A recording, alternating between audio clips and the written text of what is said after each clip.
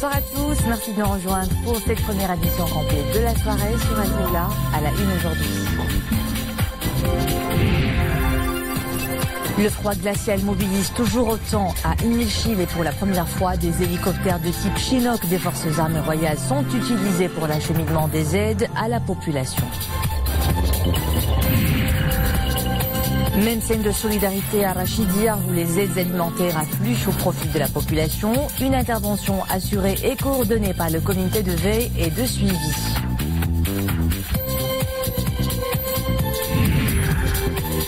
Ils testent leurs connaissances et se creusent les méninges. 700 élèves de Rabat El Saleh prennent part au 3e concours de dictée et de culture générale, initié par l'un des groupes scolaires de la capitale, histoire d'inculquer aux plus jeunes le goût de lire.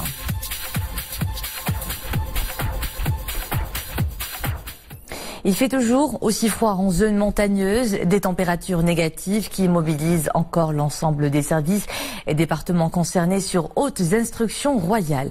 Nous allons d'abord à Imilchil, province de Midelt, où pour la première fois, des hélicoptères de type Chinook des forces armées royales sont utilisés pour l'acheminement des aides à la population. Nordin Nafei et Mohamed El Jkar.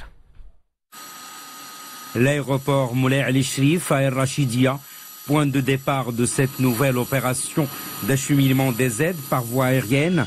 Cette fois-ci, et c'est une première, c'est un appareil imposant, un hélicoptère Chinook des forces armées royales qui est mobilisé pour faire parvenir des tonnes de produits de première nécessité et de couverture à plusieurs douars totalement enclavés par les neiges ainsi qu'à des nomades. L'hélicoptère Chinook atterrit à quelques 20 km d'Imilchil, à Qsar Armrou, c'est là que l'énorme appareil est chargé de plus de 6 tonnes et demie de produits alimentaires de base et de couverture. La capacité de transport de l'appareil dépasse les 20 tonnes. Le Chinook chargé direction les hauteurs de l'Atlas, dans cette province de Midelt, tout est couvert de neige. Et première escale, Douar Tanzarat, où sont déchargés des kits d'aide de première nécessité à quelques 137 ménages des douars Tanzarat, Teddert et Tinafidine. Des habitants des douars bénéficiaires participent au déchargement et en profitent pour découvrir la grande soute du Chinook.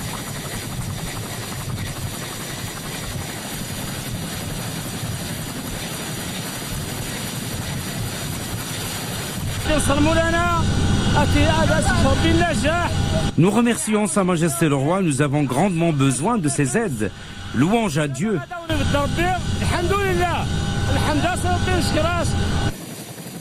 L'hélicoptère Chinook poursuit sa mission d'acheminement des aides avec d'autres escales au douar notamment Igit, Agrriz, une zone où vivent également de nombreuses familles de nomades éleveurs.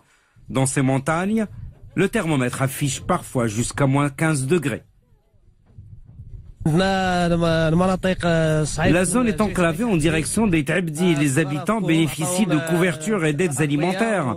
Ceux d'Arriz, les nomades, ont également bénéficié de couverture et de produits de première nécessité. Ces aides bénéficient également aux habitants d'Agdel.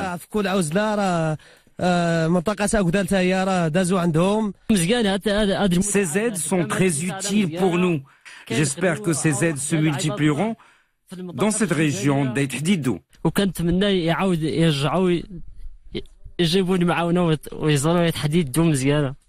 L'hélicoptère Chinook poursuit sa mission du jour en acheminant les aides de douar Aouzri et Imral.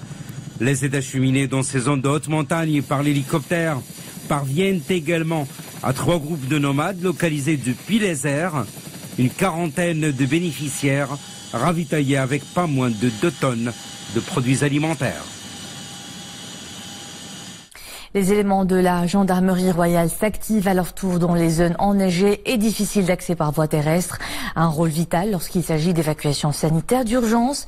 Nous le verrons cette fois-ci à Azelal et Tinrir avec Nisri Hamdawi. Nous sommes à bord d'un hélicoptère de la gendarmerie royale qui survole la province de Tinrir dans le Haut-Atlas. Son équipage est chargé d'une mission humanitaire. L'appareil atterrit dans la commune d'Aït Issa, pour transporter un malade nécessitant une évacuation rapide. À bord de l'hélicoptère, les premiers soins d'urgence lui sont prodigués. Nous avons pu assurer l'évacuation médicale d'un malade qui se trouvait dans un état critique.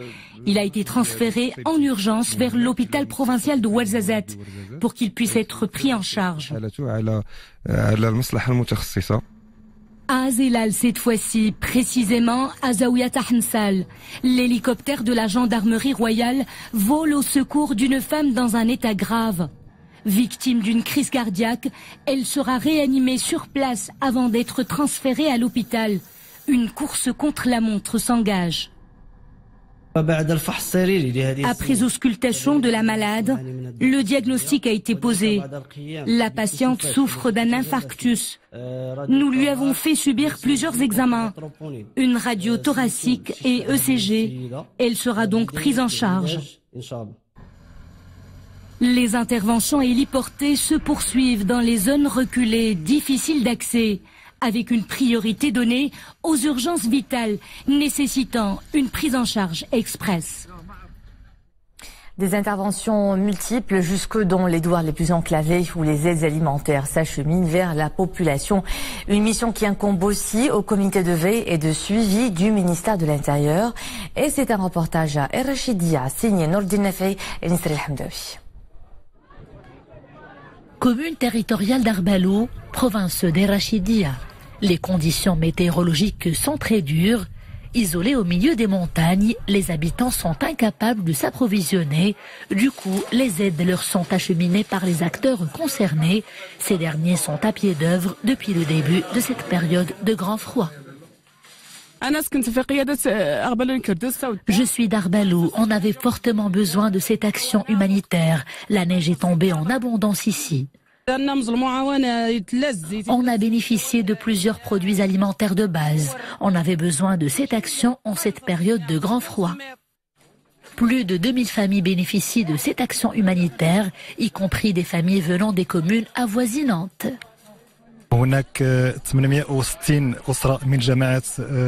Ces aides profitent à 3 communes territoriales. 860 familles viennent d'Amlagou, 790 d'Arbalou et 350 de Teliroust.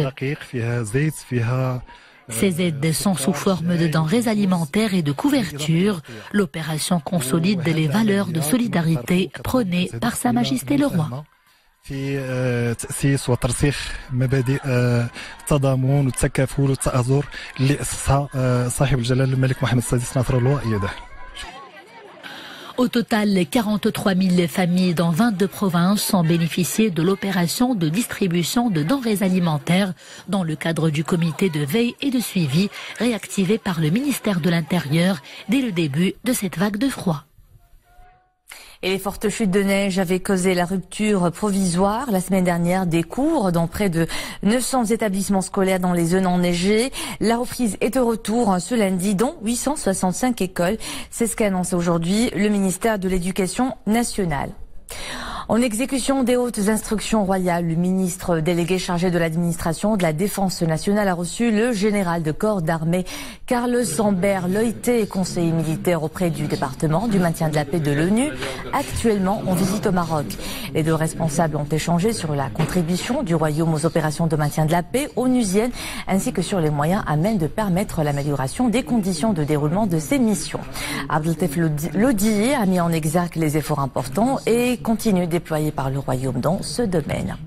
Le responsable militaire a été également reçu par le général de corps d'armée, inspecteur général des phares, sur hautes instructions de Sa Majesté le Roi, chef suprême et chef d'état-major général des forces armées royales. Là encore, les entretiens ont porté sur l'examen des mesures à entreprendre pour faire face aux différents défis et menaces rencontrées sur le terrain.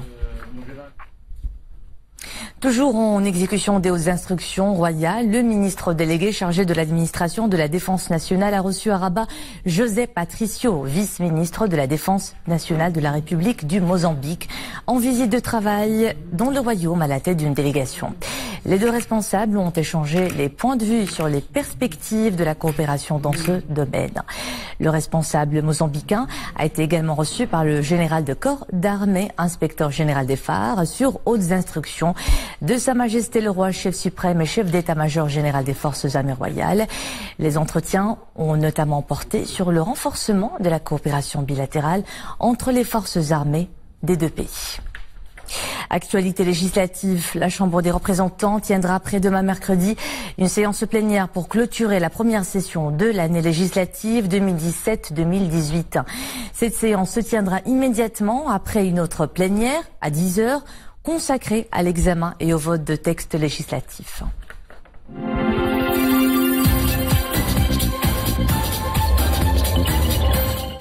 À la une de l'actualité internationale, le Koweït abrite la conférence sur la reconstruction de l'Irak. Elle doit durer 3 jours et la reconstruction coûtera 100 milliards de dollars. Les responsables irakiens vont donc présenter cet immense chantier, 157 projets pour lesquels ils sollicitent un financement. Ce lundi, les organisations internationales ont la parole. Demain, ce sera le secteur privé et mercredi, les États participants annonceront leur contribution financière. Le crash d'avion russe, les enquêteurs sont à pied d'œuvre pour tenter de déterminer les causes du drame. Pas facile, avec d'épaisses couches de neige. Il y a pour l'heure très peu de certitudes sur les circonstances de la catastrophe qui a fait 71 victimes. Aucun survivant, mais l'on devrait très vite en savoir davantage, car l'une des 2 boîtes noires de l'appareil a été retrouvée sur les lieux du crash. Les enquêteurs estiment que l'avion a été détruit à la suite d'un impact avec le sol et qu'il n'y a pas eu de collision dans les airs. Carnaval meurtrier en Bolivie, 21 personnes ont perdu la vie et 72 autres ont été blessées dans plusieurs incidents à Oruro dans le sud-est, au premier jour d'un carnaval très populaire dans le pays. Dans l'accident le plus grave, l'explosion d'une bonbonne de gaz a fait 8 morts et 47 blessés. 400 000 personnes se sont rendues ce week-end pour assister à cette grande fête populaire.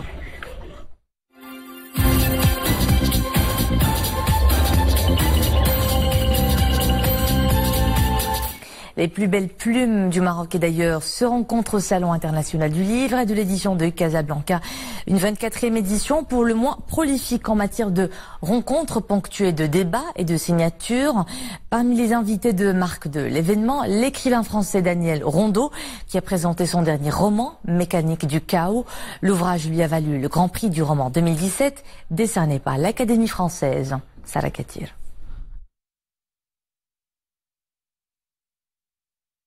Dans une ambiance bon enfant, ces collégiens s'apprêtent à passer le cap de la sélection, la fameuse compétition de culture générale. Ils sont plus de 700 élèves du public et du privé à prendre la plume. Beaucoup d'entre eux se sont bien préparés, d'autres sont plus prudents et bons joueurs. Je suis heureuse comme tout le monde ici avec nous en classe.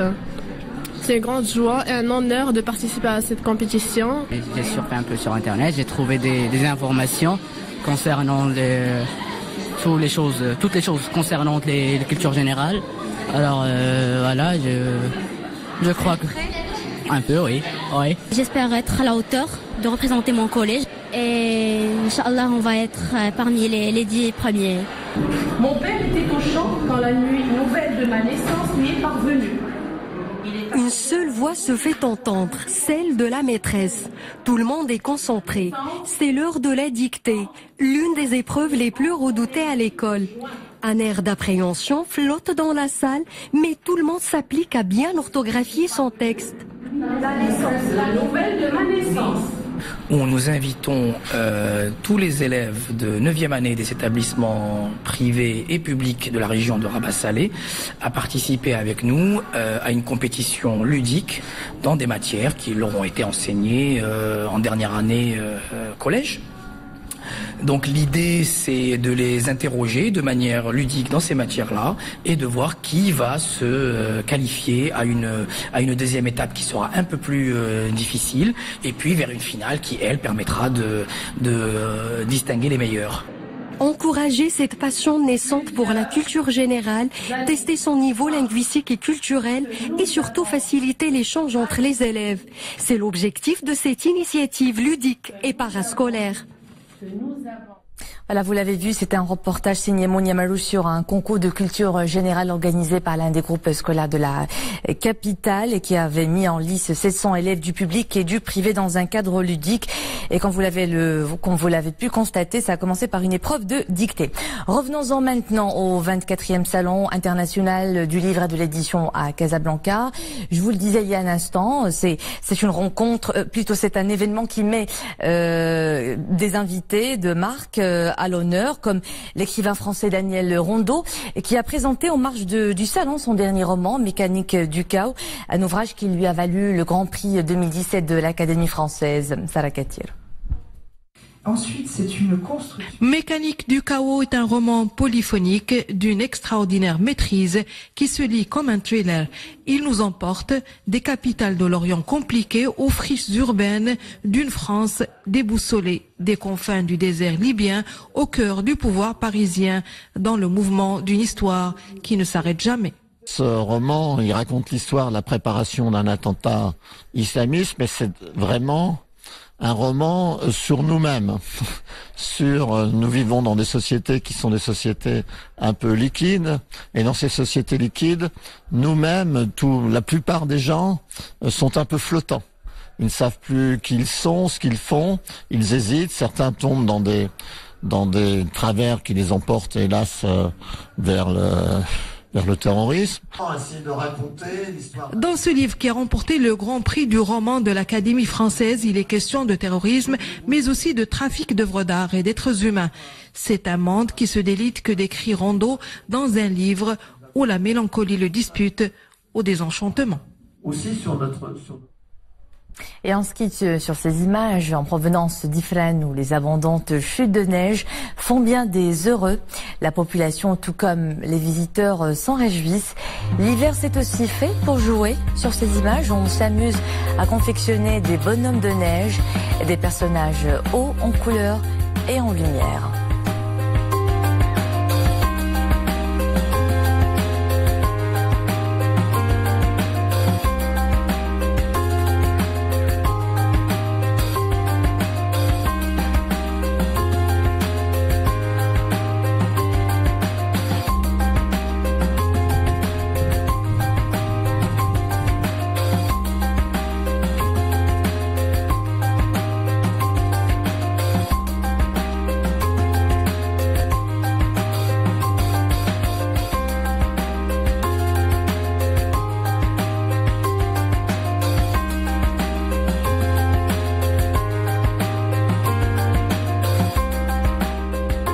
Il semble que la nature révèle bien des talents. C'était le clap de fin de cette édition. Merci à vous de nous suivre. À 20h30, l'info est de retour avec Mohamed Reda Lavidi. Et demain, c'est Boubkir Ben Abriz que vous retrouvez à 18h30.